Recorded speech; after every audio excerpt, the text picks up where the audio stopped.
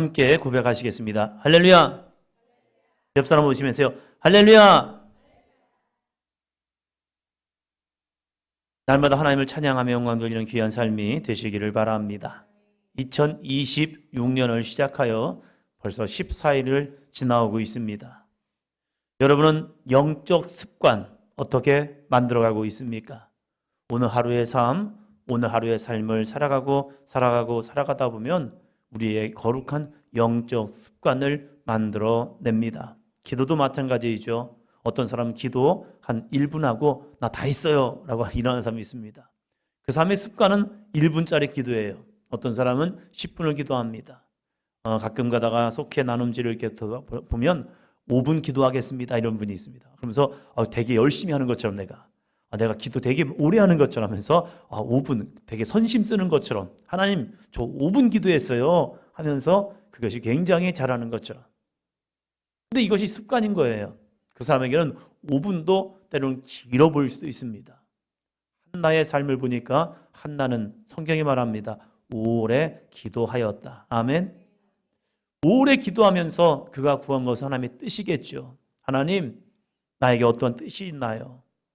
하나님이 내 태를 막으셨는데 이 태를 막으신 뜻이 무엇일까요?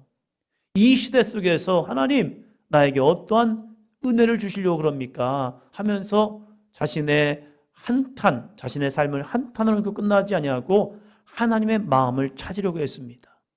문제에 파묻히는 것이 아니라 그 문제 속에서 따라합니다. 하나님의 선하신 계획. 할렐루야. 이게 믿음의 사람이라는 거예요. 때로는 아프고 질병을 만납니다. 이 질병 속에서 하나님의 선하신 계획. 내가 어떠한 문제를 만날 때 그 문제 속에서 파묻혀서 허부적거리면서 하나님 나 죽겠어요. 이게 아니라 하나님은 이 문제를 통하여 어떠한 계획을 갖고 계시지? 이것을 찾아내면요. 우리가 만나는 문제, 환난, 고난, 역경, 때로는 죽음도 하나님의 거룩한 뜻을 깨닫게 되면요. 그것은 은혜입니다. 나면서부터 앞을 못 보는 사람, 그러한 사람을 바라보면서 제자들은 예수님께 물어봤죠. 예수님, 이 사람의 이 저주가 부모로 인한 죄의 문제입니까? 아니면 이 사람의 죄에 대한 문제입니까? 라고 물어봤을 때에 사람들은 문제를 통하여서 이 사람의 상황을 보려고 해요.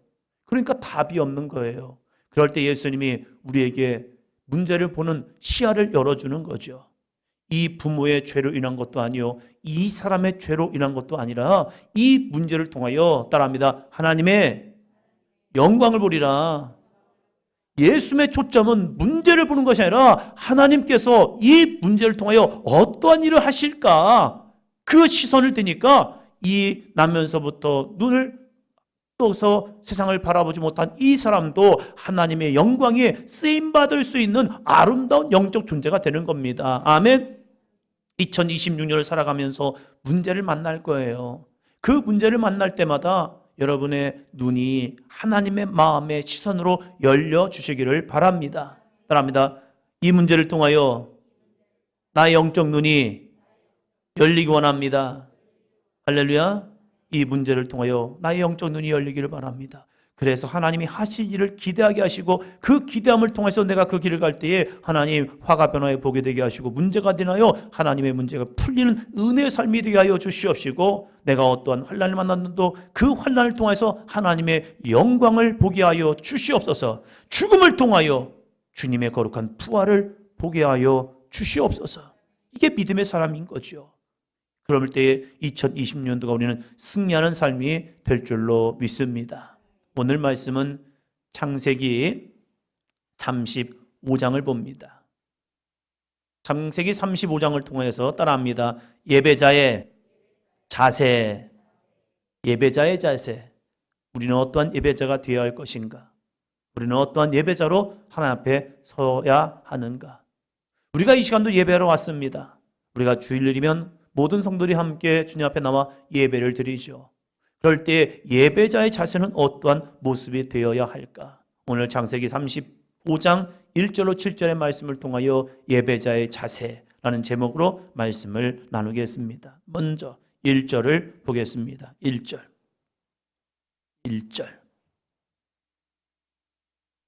같이 읽습니다. 시작. 하나님이 야곱에게 이르시되 일어나 베델로 올라가서 거기 거주하며 내가 내 형 에서의 낯을 피하여 도망하던 때에 내게 나타났던 하나님께 거기서 제단을 쌓으라 하신지라. 아멘. 야곱의 일생을 보면요, 야곱의 일생은 많은 문제가로 시작되죠.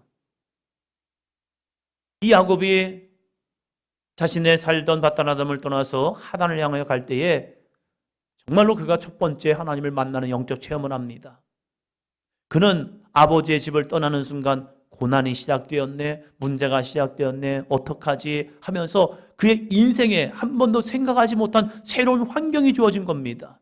그는 아버지 집에 살면서 어머니와 함께 행복하게 살 줄 알았어요. 그러나 축복을 잘못 받았으므로 형을 좀 속여가면서 축복을 받음을 통해서 그것이 도리어 그에게 화가 된 것 같아요. 그래서 형이 자기를 죽일 것 같으니까 우리가 잘 알듯이 외삼촌이 살고 있는 하란을 향하여 나아갑니다. 나아가다가 얼마를 갔는지 모르겠어요. 며칠을 갔겠죠. 그러고 나서 이제 벳엘이라는 장소, 그때까지는 거기가 베델이 아니었죠. 그러나 거기에서 이제 잠을 자고 깨어났는데 그 잠을 자고 깰 때에 그 꿈에서 하나님의 형광을 보게 되는 거죠. 천사들이 오르락내리락 사닥다리를 보았고 그 위를 보니까 하나님의 임재가 있는 겁니다. 그리고 그곳에서 하나님의 말씀을 듣는 거죠. 그 말씀이 너무 행복했습니다. 왜요? 그 말씀은 하나님의 축복의 말씀이었기 때문입니다. 사랑하는 성도 여러분, 사람을 통하여 위로받지 않기를 바랍니다. 하나님의 말씀을 통하여 위로받는 그 위로가 여러분의 힘이 되는 2026년도가 되기를 축원합니다. 그럴 때 이 야곱이 놀라운 고백을 하죠. 이 야곱이 하나님을 만나고 나서 그곳에서 하나님의 임재를 경험하고 하나님의 약속의 말씀을 받고 나서 그는 그냥 있을 수가 없는 겁니다. 너무 기뻐서, 너무 감사해서 그 약속에 확증을 하고 싶어서 야곱은 나름대로 하나님 앞에 이러한 서원을 합니다. 앞장으로 한번 가봅니다. 창세기 28장 20절. 창세기 28장 20절 22절까지 말씀입니다. 같이 읽습니다. 야곱이 서원하여 이르되 하나님이 나와 함께 계셔서 내가 가는 이 길에서 나를 지키시고 먹을 떡과 입을 옷을 주시어 내가 평안히 아버지 집으로 돌아오게 하시오면 여호와께서 나의 하나님이 되실 것이요 내가 기둥으로 세운 이 돌이 하나님의 집이 될 것이요 하나님께서 내게 주신 모든 것에서 10분의 1을 내가 반드시 하나님께 드리겠나이다 하였더라. 아멘. 야곱은 자기가 20년 후가 지나면 그렇게 큰 부자가 될 줄 몰랐을 거예요. 내가 이런 부자가 되어서 돌아와야지라고 생각도 못했습니다. 그래서 야곱이 기도한 것은요, 그렇게 큰 기도가 아니었습니다. 어쩌면 자그마한 약속의 기도입니다. 20절 보면요, 하나님이 나와 함께 계셔서 내가 가는 이 길에서 나를 지키시고, 그 다음에 뭐죠? 먹을 떡과 입을 옷을 주시어. 그는 소박한 기도를 합니다. 지금 자신의 모습이 외롭고 힘들고 배고프고 어쩌면 궁핍한 모습이 있는 거예요. 왜요? 광야에서 지내고 있는 거니까. 그 싸준 음식물이 어쩌면 다 끝났나 봐요. 많은 사람들과 함께 보낸 것이 아니라 야곱 혼자 가고 있는 그 길입니다. 내가 지금 죽을지 살지도 모르겠는 거예요. 어쩌면 이삭과 리브가는요, 이 야곱을 그러한 광야에다가 내몬 겁니다. 아니, 이삭이 가난한 사람이 아니잖아요. 그의 아버지 아브라함은요, 318명의 집에 안에서 거느리는 병사들이 있습니다. 싸울 수 있는 사람들이 318명이나 있었어요. 큰 부자가 아브라함 그의 할아버지입니다. 그러면 그것을 이어받은 이삭, 그도 부자였겠죠. 왜? 그의 아버지가 부자였으니까. 그런 이 이삭이 야곱을 라반의 집으로 보내는데 너무 초라하게 보내요. 여러분, 아브라함이 이삭의 아내 리브가를 얻기 위해서 어떻게 보냅니까? 엘리에셀이라는 종을 보낼 때 혼자 보낸 게 아니에요. 그와 많은 사람들 같이 보내고 그리고 재물도 보냅니다. 그러면서 리브가를 아내로 데려오잖아요. 이삭이 야곱을 보내는데 너무나도 이해할 수 없는 것이 뭡니까? 홀로 보내는 거예요. 그것도 가진 것 없이. 너무 소박하게, 너무 연약하게, 가진 것 없이, 야, 이렇게 보내면 이거 야곱 광야에 가다가 죽는 거 아니야? 이럴 정도로 보냅니다. 그런데 그 소박함이, 그 연약함이, 그 부족함이 따라합니다. 하나님을 붙드는 통로가 됩니다. 만약에 야곱에게 벤츠라는 좋은 차를 타고 야, 니네 외삼촌 집에 갔다 와 하면서 보냈으면 야곱이 그 광야에서 하나님을 만나는 통로가 되었을까? 너무 호화롭게, 너무 좋게, 너무 화려하게 이 야곱을 보냈다면 야곱이 그 베들에서 외로이 홀로 하나님을 만나는 간절한 기도가 있었을까? 아니죠. 참 우리 속담 너무 귀합니다. 젊어서 고생은 어렸을 때 이해가 안 돼요. 아니, 젊었을 때는 노세 젊어서 놀아. 늙어지면 못 노니까 놀아봐야지. 이게 젊은이들의 마음이잖아요. 근데 어른들은요, 젊은이를 향해서 이렇게 말합니다. 젊어서 고생은 사서도 하는 거야. 젊어서 고생한 분들은요, 가치를 압니다. 인생의 가치, 삶의 가치, 돈의 가치, 관계의 가치를 압니다. 왜요? 이게 얼마나 소중한 건지를 깨닫게 돼요. 지금 야곱이 혼자 그 길을 갈 때에 그는 혼자 외롭기 때문에 붙들 것은 하나밖에 없습니다. 할아버지 하나님, 아버지 하나님, 바로 전능하신 여호와 하나님입니다. 아멘. 그가 야곱이 이 베들에서 하나님을 붙드니까 하나님이 그 꿈 중에서 만나 주셨죠. 그 꿈에서 하나님을 만나고 그가 소원한 것이 무엇입니까? 예, 하나님, 이 길에서, 내가 가는 이 길에서 나를 지키시고 먹을 떡과 입을 옷을 주시오. 너무 소박한 기도. 먹을 떡과 입을 옷, 이것만 주셔도, 그리고 내 인생이 내가 지금 떠나는데 돌아올 때 평안히 아버지의 집으로 돌아오게 하시오면, 내가 지금 가면 죽을지 살지도 모르는데 살아서 돌아오면, 21절 중반부에 보니까 여호와께서 나의 하나님이 되실 것이요. 그렇게만 해도 여호와는 나의 하나님이 되신답니다. 아멘. 우리가 출세하고 많은 걸 가지고 많은 화려함을 이루지 못했을지라도 그저 내 인생에 살아 존재한다면, 먹을 떡과 입을 옷만 주어져도 하나님은 나의 하나님이 되십니다. 아멘. 이런 고백 참 괜찮지 않습니까? 그리고 또 이렇게 말합니다. 내가 기둥으로 세운 이 돌이 하나님의 집이 될 것이요. 사람만 돌아와도, 먹고만 살아와도, 입으로만 주어져서 내가 돌아와도 이 기둥, 내가 잠을 자다가 돌베개로 되었던 이 기둥이 여호와의 집이 될 것입니다 하면서 서원했습니다. 그런데 야곱이 돌아올 때의 모습을 볼까요? 창세기 32장 14절로 15절. 창세기 32장 14절로 15절.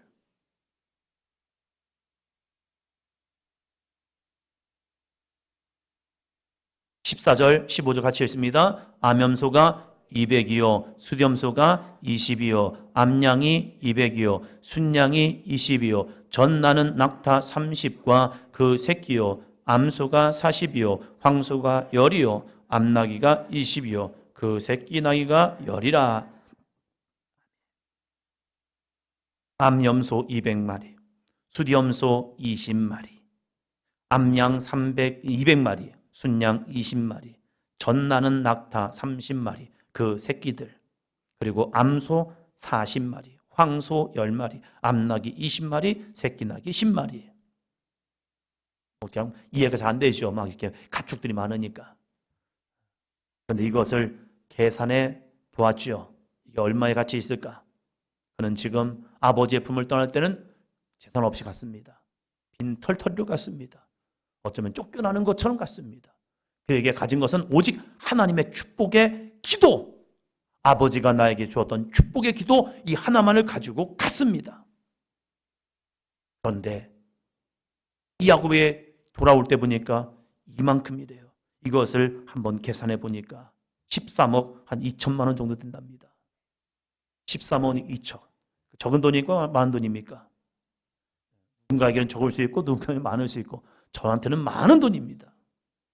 그는 이렇게 기도했습니다. 하나님, 먹을 떡과 입을 옷, 이것만 주어져도 하나님은 나의 하나님이 되십니다.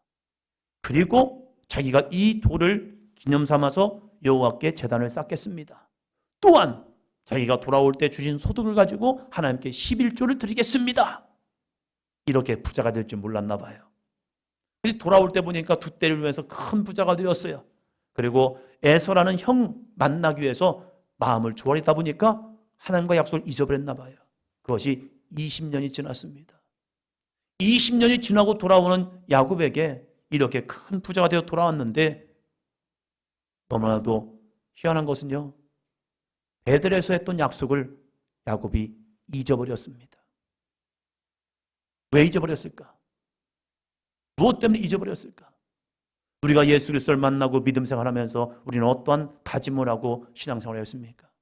내가 집사라는 직분을 받을 때, 내가 권사라는 직분을 받을 때, 이제 장로의 직분을 받는 우리 김기영 권사님은 어떠한 마음으로 시작할까? 우리가 뭔가를 처음 시작할 때는 새로운 마음이 주어집니다. 2026년을 시작하면서 우리도 새로운 마음을 품겠죠. 그 마음이 언제까지 가고 있습니까? 야곱은 하나님과 약속을 했습니다. 하나님, 내가 이 지금 시작점에서 아무것도 없는데 이 시작점에서 다시 돌아오는 그 시간에 하나님이 나에게 주시는 것, 이거 다 하나님이 주신 거 아닙니까? 내가 무언가를 가지고 한 것이 아니라 하나님이 나에게 주셨기에 이것을 하나님께 드리겠습니다 하면서 11조에 대한 언약, 그리고 내가 살아 돌아온다면 이곳이 하나님의 집 베델이 될 것입니다. 이러한 약속을 했지만 20년의 시간 동안 정말로 불철주야 열심히 일했습니다. 야곱의 이 노동력을 보면요, 참 대단합니다. 밤에는 추위와 낮에는 더위로, 그리고 양들을 지키기 위해서 얼마나 많이 수고했는지 정말로 노예처럼 일했습니다. 그런데 하나님은 그에게 복을 주셔서 이렇게 큰 부자가 되어 돌아오는 거예요. 근데 중요한 게, 부자는 되었는데, 따라합니다, 하나님의 약속은 잊어버렸네요. 이게 우리의 문제이죠. 처음 마음을 잃어버리고, 처음 신앙을 잊어버리고, 처음 다짐을 잃어버리고, 처음 열정을 잃어버린 야곱의 모습. 그런데 35장에 보니까, 34장에 보니까 한 사건이 벌어집니다. 창세기 34장에 보니까 자기 딸 디나의 사건이 벌어집니다. 세겜에 거주하는 이 딸이 그 땅의 사람들, 딸들이 궁금해서 딸들을 보려고, 그러니까 친구를 한번 사귀어 보려고, 이방인이지만 가나안 사람들이지만 그래도 거기서 살면서 친구 하나 있는 거 괜찮잖아요. 오빠들만 있고 딸은 자기밖에 없잖아요. 그러니까 이 오빠들 틈에서 내가 살아갈 때 얼마나 좀 외로웠을까. 그러니까 이제는 우리 집이 세겜에 안주했으니까 이 디나는 궁금한 거예요. 이곳에 사는 이 여자아이들은 어떻게 살아갈까. 그래서 구경하러 갔다가 추장 세겜이 그를 강간해 버립니다. 그리고 집에 보내주지 않습니다. 내가 너를 아내 삼겠다는 겁니다.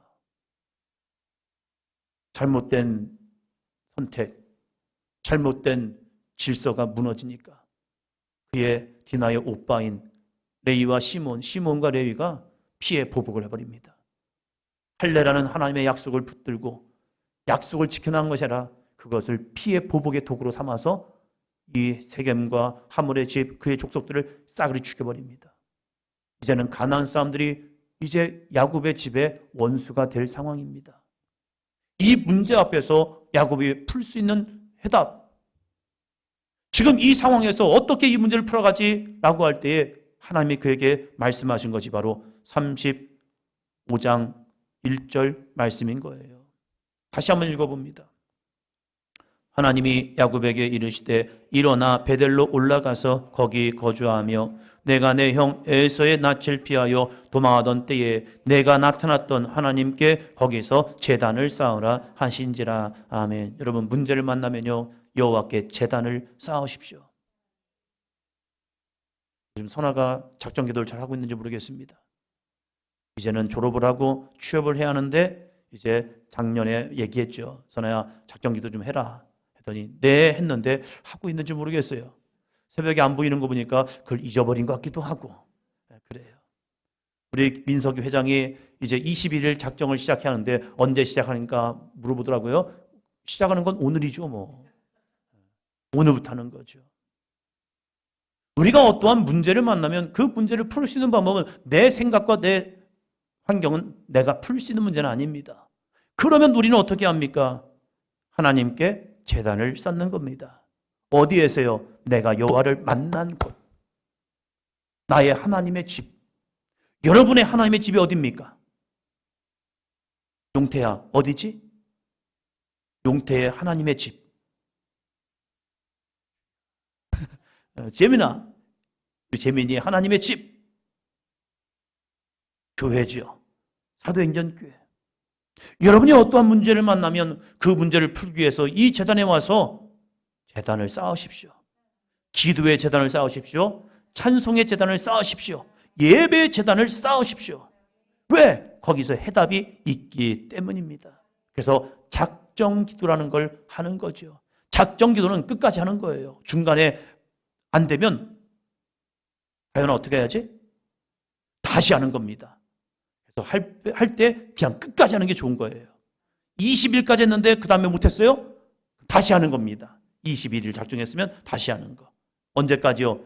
채울 때까지. 끝까지 돌파하는 거예요. 하나님께서 문제를 만난 이 야곱에게, 야, 너 베들에서 나를 만났었잖아. 네가 지금 문제 속에 파묻혔어? 지금 문제 속에서 갇혔어? 네가 문제 때문에 죽을 것 같아? 나를 만나. 이 베델에 올라와서 나를 만나. 네 인생의 문제 해결자는 따라합니다. 전능하신 여호와 하나님이야. 할렐루야. 문제 안에서 슬퍼하고 낙심하지 않기를 바랍니다. 베드로가 물 위를 걷다가 물에 빠졌을 때에 뭘 봅니까? 풍랑을 봅니까? 물을 봅니까? 이 갈릴리 바다 속을 봅니까? 아니죠. 그를 건져줄 분은 누굽니까? 예수 그리스도입니다. 그래서 주님을 보는 거예요. 그 주님을 향해서 주여 나 좀 살려주세요. 주여 나 좀 살려주세요. 이 고백이 필요한 거죠. 야곱도 지금 문제를 만났습니다. 이 문제 앞에서 하나님은 야곱아 너 올라와. 어디로요? 베델로 올라와라. 여러분의 문제는 하나님의 거룩한 콜링입니다. 하나님의 부르심이라는 거예요. 그 부르심을 듣고 여호와의 성전에 올라오시기를 주의 이름으로 축원합니다. 언제 올라올까요? 새벽에. 네. 새벽에 올라와서 주님을 찾는 거죠. 주님 만나기 원합니다. 새벽의 시간은 아무도 나를 귀찮게 안 하잖아요. 이 새벽의 시간에 주님 앞에 나와 주님을 찾는 거죠. 주님 도와주세요. 주여 나를 이끌어 주세요. 주여 나에게 역사해 주세요. 하나님 앞에 나오는 사람들, 하나님께 예배하는 자들, 하나님께 예배하러 오는 자의 자세가 2절부터 이야기합니다. 2절에서 세 가지를 이야기합니다. 35장 2절 같이 읽습니다. 야곱이 이에 자기 집안 사람과 자기와 함께한 모든 자에게 이르되 너희 중에 있는 이방 신상들을 버리고 자신을 정결하게 하고 너희들의 의복을 바꾸어 입으라. 아멘. 이 야곱은 여기서 세 가지의 예배자의 자세, 오늘 이 얘기하고 싶은 거예요. 우리가 하나님 앞에 나와서 예배자로 설 때에 우리는 어떠한 자세로 하나님을 예배해야 하는가? 세 가지. 첫 번째, 너희 중에 있는 이방 신상을 버리고. 야곱은 하나님의 사람입니다. 그의 자녀들은 하나님의 사람으로 모태신앙이 된 겁니다. 그의 아버지가 이삭, 그의 할아버지들이 이삭이고요. 그의 증조 할아버지가 아브라함, 믿음의 조상인 거예요. 대단한 사람인 거예요. 그러한 신앙적 계보를 가지고 있는 이 자녀들, 여러분 야곱이 우상숭배 하겠습니까? 저는 생각할 때 안 할 것 같아요. 하나님만 바라볼 것 같아요. 그런데 야곱이 그의 집안에 있는 사람들, 그와 함께하고 있는 사람들에게 이야기합니다. 야, 우리 이제 베델에 가서 하나님을 예배할 건데 너희들 어떻게 준비하느냐? 자기 집안 사람과 자기와 함께한 모든 자, 노예도 될 수 있고 종도 될 수 있고 그냥 일하는 사람도 될 수 있고 그 모든 자에게 말합니다. 너희 중에 있는 이방 신상을 버리고. 여러분, 우리가 버려야 할 이방 신상은 무엇입니까? 목사님, 저는 버릴 게 없는데요. 저는 부적도 없어요. 저는 부처상도 없어요. 저는요, 하루방도 없어요. 그런 거 그렇게 믿지 않아요. 하루방 쓰다가 코 만지면서 아들 나라고 기도, 그런 거 다 하네요. 저는 이방 신상이 없어요 라고 말할 수 있어요. 그러나 이 시대에 우리가 바라보는 이방 신상, 우상은 무엇일까? 우상이 뭡니까? 따라합니다. 하나님보다 더 소중하게 여기는 것, 하나님을 예배하는 것보다 더 소중하게 여기는 것. 우리 아이들한테 하나님을 예배하자 하면요, 하나님을 예배하는 것보다 더 소중하게 여기는 게 있어요. 뭐죠? 스마트폰이죠. 게임이죠. 지금 아이들의 마음속에 얼마나 이러한 세상 문화가 우상이 되어버린대요. 때로는 예수 그리스도를 믿는다지만 타로를 보고 점도 보고 사주도 보고 그냥 겸사겸사 미신도 따라가고 있는 모습도 보고 있어요. 그건 정말 우상숭배이죠. 그러나 우리 아이들의 마음을 붙들고 있는, 때로는 우리들의 마음을 붙들고 있는 것, 어른들의 우상숭배는 성공주의가 될 수도 있고요, 부동산이 될 수 있고, 비트코인이 될 수 있고, 주식이 될 수 있고. 예배 시간에도 주식 지금 오르나 안 오르나, 저는 주식 보면서 느끼는 게 그거예요. 아니, 오르면 어떨 거고 안 오르면 어떨 거예요. 이거 지금 봐야 한다고. 지금 예배 시간에 왜 그걸 봐요? 주님을 바라봐야죠. 지금 우리의 마음이 하나님을 예배하는 그 시간에 하나님에 대한 집중이 아니라 때로는 다른 것이 내 안에 있다면, 때로는 예배 오러 올 때에, 예배를 드리러 올 때에 차를 타고 오다가 부부끼리 싸울 수도 있죠. 예배를 드렸는데 주님을 바라보지 않고 그 싸웠던 감정에 북붙여가지고 진짜 이게 맞아 틀려 하면서 혼자 막 고민하고 있다면, 그것이 오늘은 나의 우상이 돼버리는 거예요. 하나님을 바라보지 못하게 하는 그 문제가 내 안에 우상이 되고 있다는 거예요. 그것을 뭐 하래요? 이방 신상을 버리라는 거예요. 어디서요? 내 생각에서, 내 마음에서, 내 손에서 버려내어야 합니다. 그렇지 아니하면 하나님을 예배한 게 아닌 거예요. 그냥 시간만 보내고 온 것밖에 되지 않는다는 거예요. 사랑하는 성도 여러분, 우리가 주님 앞에 나올 때에 내 안에 있는 이방 신상을 버리게 하여 주시옵소서 기도하시기를 바랍니다. 주님 앞에 나와서 주여, 내가 지금 붙들고 있는 이 이방 신상은 무엇입니까? 내 이성입니까? 내 지식입니까? 내 고집입니까? 내 자만입니까? 아니면 셀프 우상주의. 내가 하나님이 되어버린 사람도 얼마나 많은데요. 자기만이 옳아요. 자기가 자기 우상 속에 살아가지고 자기 나를 사랑하는 건 좋지만 거기에 갇히는 순간 그것이 내 안에 우상이 되어버린 거예요. 그 우상을 버리고 주님 앞에 서기를 주의 이름으로 축원합니다. 그러면 은혜 받습니다. 그 사람에게 성령의 임재가 충만히 임합니다. 아멘. 두 번째, 자신을 정결하게 하고라고 말합니다. 자신을 씻으랍니다. 교회 올 때에 육신의 삶을 씻는 것도 중요하죠. 무당이 예수님 믿고 변화되어서 간증을 하는 그 간증책을 읽어본 적이 있습니다. 자기가 신을 받기 위해서 한겨울, 이렇게 추운 한겨울에도 새벽에 기도하러 올라갈 때 새벽에 찬물로 몸을 씻었답니다. 와, 이 추운 겨울에 찬물로 샤워해 본 적이 있습니까? 왜 하지? 그렇죠. 근데 군대를 갔더니요, 시키더라고요. 처음에 자대 배치를 받고 샤워하러 세면백을 들고 가는데 밖에 화장실인데 훈기가 쫙 깔려 있어요. 속으로 생각했죠. 따뜻한 물이 나오나 보다. 와, 그런데요, 상병 밑으로는 야외 화장실, 상병 위로는 실내 화장실에서 샤워하는데 거기는 따뜻한 물이 나와요. 근데 밖에는 찬물밖에 안 나와요. 근데 이 건장한 이 청년들이 샤워를 하는데 찬물로 샤워하니까 몸에서 열기가 나오는 거예요. 그래서 훈기가 쭉 깔린 거예요. 해야 하는지 말해야 하는지 하기 싫잖아요, 찬물에. 그런데 운전병들은 기름 냄새 난대요. 그래서 행정병들이 니네는 샤워를 꼭 해야 한대요. 그러면서 우리만 시키는 거예요. 아주 추운데도 어떻게 해요? 시키면 다 합니다, 군인은. 그렇게 찬물로 샤워해봤어요. 그러고 나서 그 다음부터는 안 했어요. 추우면 안 해요. 그런데 무당들도 신을 받기 위해서, 귀신을 받기 위해서 그 추운 겨울에도요, 찬물로 몸을 씻고 기도하러 올라가더라고요. 우리는 하나님을 예배하는 예배자입니다.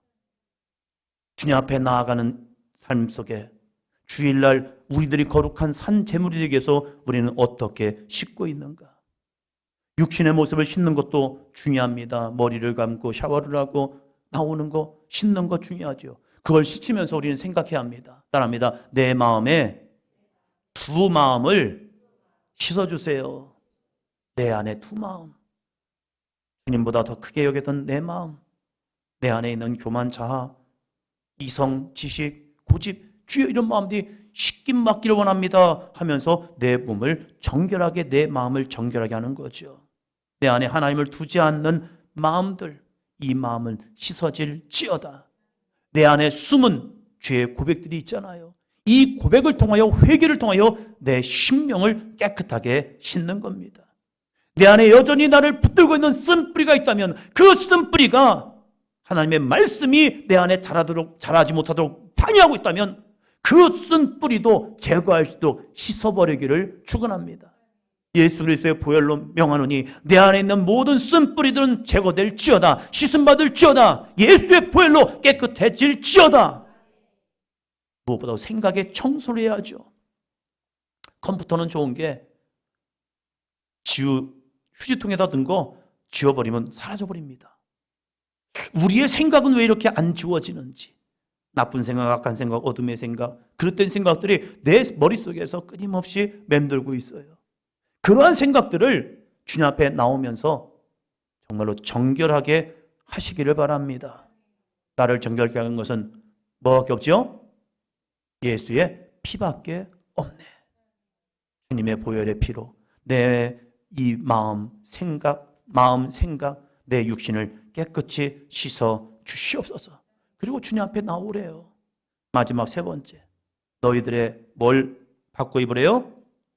의복을 바꾸어 입으라. 자다 말고 잠옷 입고 올 수는 없잖아요. 우리가 주님의 거룩한 영적 잔치에 참여하잖아요. 천국의 잔치를 맛보는 것이 예배가 아닙니까? 그러면 그 천국 잔치에 오는 우리들의 의복은 어떻게 준비되어 갑니까? 결혼식 집만 가려고 해도, 누구의 잔치집만 가려고 해도 우리는 옷을 찾잖아요. 장롱을 열고 또 하잖아요. 늘 입을 옷이 없네. 우리는 어떠한 옷을 입어야 하는 거죠? 교회 나올 때에 나는 어떠한 옷을 입어야 할까? 대충 입지 뭐. 아니요. 하나님께 내 몸을 보여드리는 겁니다. 주여, 저 왔어요. 주님 앞에 눈도장을 찍는 것이 예배입니다. 그 예배에 오는 나의 의복은 어떻게 준비되어 있는가? 마태복음의 천국잔치를 이야기하면서 주님께서 천국잔치에 들어온 사람들이, 임금이 와서 그 사람들을 보러 왔는데 저 사람은 예복을 입지 않고 있네? 그래서 그를 잡아다가 묶어서 밖에 어두운 데 쫓겨나 이를 갈도록 그냥 쫓아내버립니다.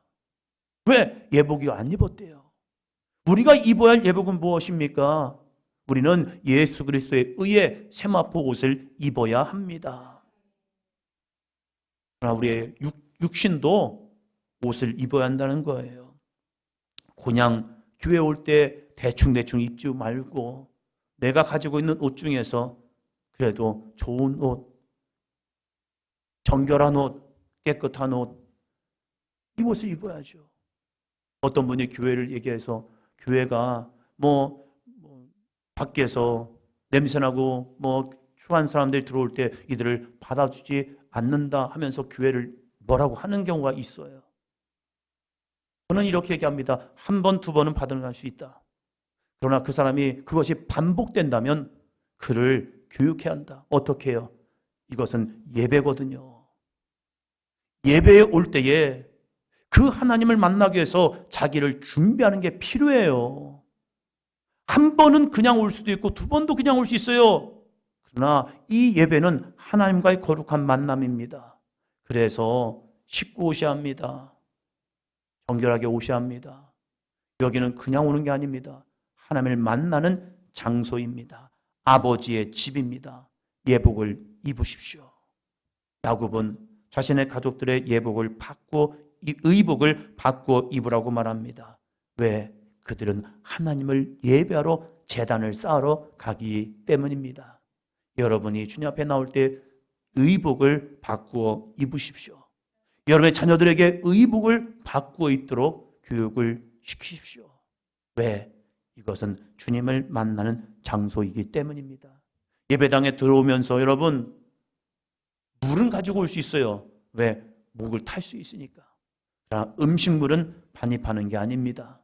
왜? 여기는 극장이 아니잖아요. 나의 모습을 주님 앞에 드려지는 겁니다. 커피나 음료수도 가져오지 마세요. 정말로 졸려서 커피를 먹지 않으면 안 되겠다 싶은 분들은 마실 수 있어요. 왜? 그것이 예배를 드림에 있어서 도움이 되기 때문에. 그것이 그러나 두 번, 세 번, 네 번 습관이 되는 순간 이것은 예배가 아니라 하나의 그냥 참여자가 되는 거예요. 사랑하는 성도 여러분, 예배는 따라합니다. 하나님께 드려지는 겁니다. 예배는 하나님께 드려지는 겁니다.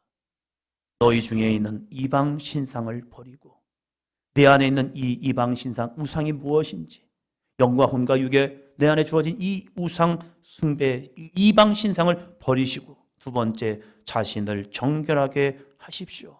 내 생각과 마음과 내 삶을 정결하게 회개하고 그리고 육신의 몸도 씻고 깨끗하게 정결하게 주님을 예배하는 흠없는 제물이 되시기를 바랍니다. 마지막 세 번째, 너희들의 의복을 바꾸어 입으라. 일상복이 아니라 하나님을 예배하는 예배자의 의복으로.